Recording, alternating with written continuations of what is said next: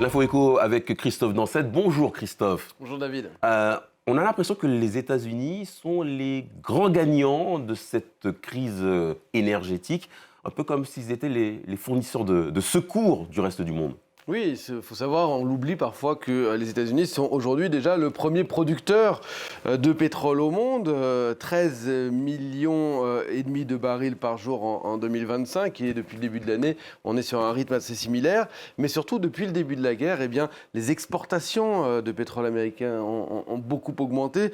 Près de 6 millions et demi de barils de pétrole brut exportés par jour au mois d'avril. C'est un record et si on ajoute les produits raffinés, le total passe à 14 millions de barils par jour. C'est 4 millions de barils par jour de plus qu'il y a un an à la même période. Vous voyez, c'est donc une forte augmentation.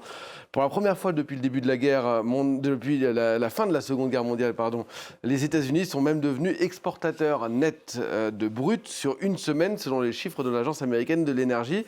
C'est pas seulement le drill baby drill, le fameux fort chéri fort, ou comme la traduction n'est pas aussi belle que ce qu'a dit Donald Trump. C'est aujourd'hui du export baby export, je dirais. Et d'ailleurs, on voit de plus en plus de pétroliers partir des ports américains pour livrer des pays en recherche d'alternatives de pétrole du Moyen-Orient. Le cours du baril, lui, il a augmenté. Donc c'est un jackpot pour les producteurs. Vous voyez le Brent à 108 dollars. Et surtout, parce que c'est le chiffre que surveille Donald Trump, le WTI, c'est-à-dire le brut américain, à 100 dollars. Je dis que c'est ce que surveille Donald Trump parce qu'il fait en sorte de garder ce chiffre, ce cours du baril autour des 100 dollars, pas plus.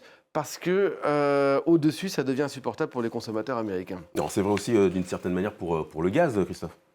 Oui, parce que les États-Unis produisent aussi beaucoup de gaz, du gaz de schiste, depuis la guerre en Ukraine, c'est-à-dire depuis 2022. Et alors que l'Europe avait cherché à se passer du gaz russe, ce gaz naturel liquéfié est exporté vers l'Europe en particulier. L'année dernière, c'est 155 milliards de mètres cubes de gaz naturel liquéfié qui ont ainsi été exportés. C'est un record. Avec le blocage du détroit d'Ormuz aujourd'hui, le monde il est privé de 20% des exportations de gaz naturel liquéfié qui provient principalement, quasiment uniquement du Qatar. Pour un certain nombre de pays, eh bien, les États-Unis pourraient être la solution. Alors, sauf que les États-Unis peinent à accélérer le mouvement pour l'instant.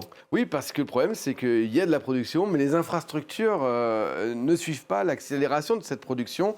Il n'y a pas assez de pipelines, de gazoducs, avec ce paradoxe que les producteurs du Texas et du Nouveau-Mexique n'arrivent pas à écouler leur gaz assez vite. Et bien, conséquence, contrairement au pétrole ou contrairement au gaz européen, qui ont beaucoup augmenté depuis le début de la guerre, vous voyez les chiffres du pétrole, je donnais 100 dollars le baril, c'est 50% quasiment de plus pour le Brent qu'avant la guerre en Iran. Le gaz européen, lui aussi, a beaucoup augmenté. Le gaz qu'on appelle le TTF, lui aussi a pris 50%. Par contre, le gaz américain, regardez, il a perdu 10%. Certains producteurs sont même obligés de pratiquer des prix, rendez-vous compte, négatifs, comme au tout début de ce qui se faisait pendant le Covid, pour réussir à libérer leurs stocks. C'est une bonne nouvelle pour les ménages américains ou pour les géants de la tech, parce que 42% de la génération d'électricité aux États-Unis est faite à partir de gaz.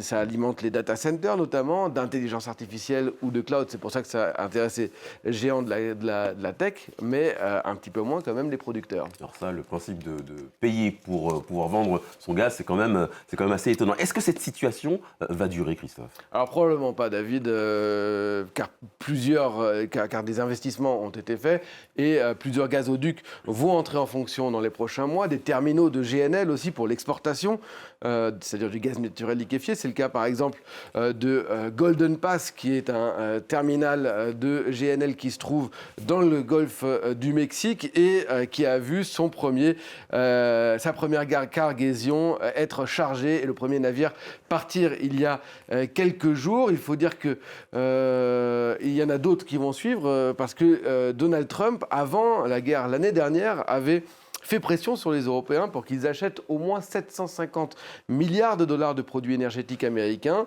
du pétrole, du nucléaire et puis aussi donc du gaz naturel liquéfié, du GNL, à condition évidemment d'avoir les capacités de monter en cadence pour ces exportations. Merci beaucoup Christophe. Christophe Dansette pour l'Info Éco. Dans la